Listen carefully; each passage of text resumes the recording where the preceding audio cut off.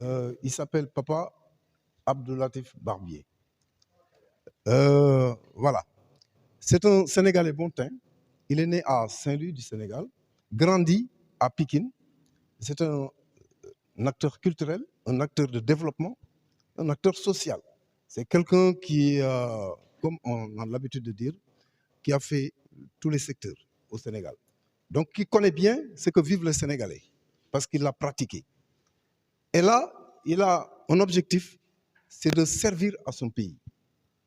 Ce qu'il me dit toujours, il me dit qu'il faut travailler dans le silence, sans bruit, et bien travailler. Voilà son slogan.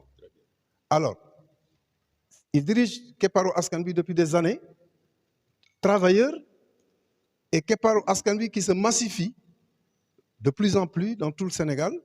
J'en profite pour remercier les délégations de Ziguinchor, de Adayan, notamment Ibrahim Massali, qui a fait un long voyage, hein, et toutes les autres femmes qui sont là, hein, qui représentent des régions, des groupements de femmes dans les régions, qui sont là pour magnifier vraiment comment leur satisfaction au travail de Barbier.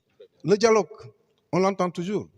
Monsieur le Président de la République, il avait instruit une journée du 28 mai qu'il avait préparée pour le dialogue.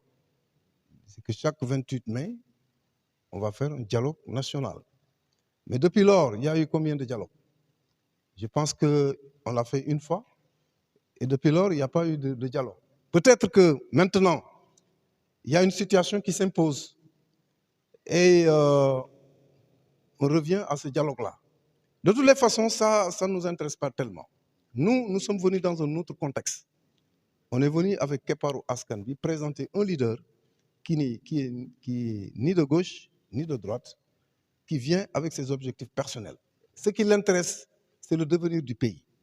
Et je pense qu'on se focalise plus sur sa candidature plutôt que de discuter sur des choses qu'on ne maîtrise pas.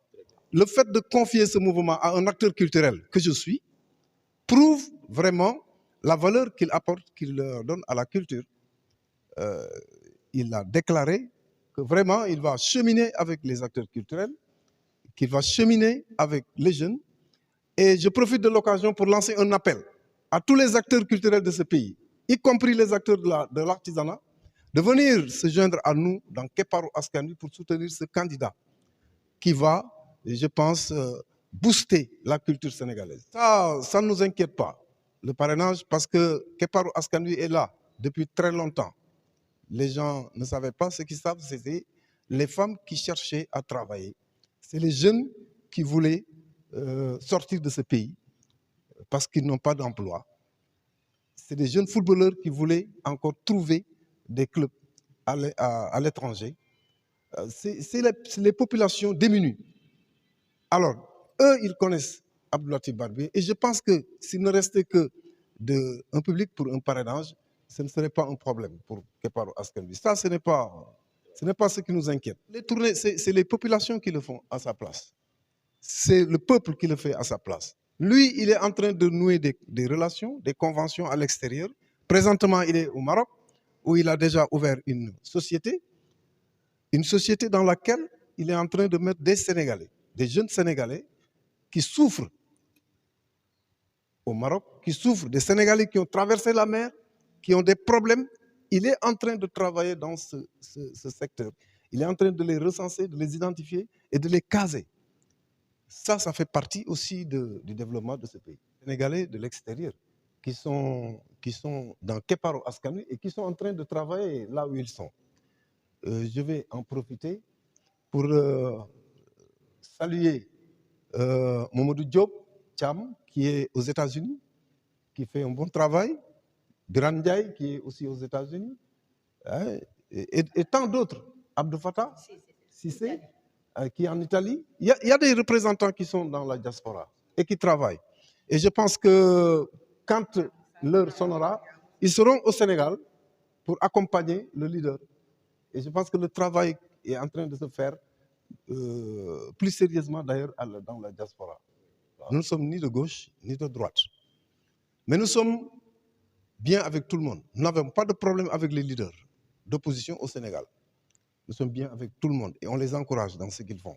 Parce que c'est comme ça la démocratie. Alors chacun a sa vision, chacun a son objectif. Et nous aussi, nous avons notre position. Par rapport à ça, on est tranquille. Par rapport maintenant au mouvement F24, vous dites, je pense que nous serons démarqués de ça.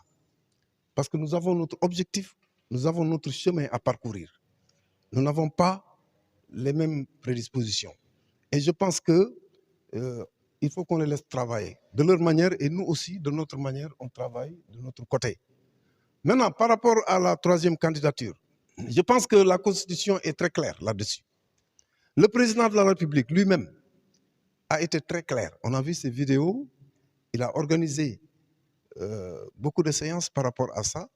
Lui-même avait convoqué un référendum par rapport à ça, où il précise lui-même que nul ne peut faire plus de 2 mandats consécutifs. Nous nous en limitons là.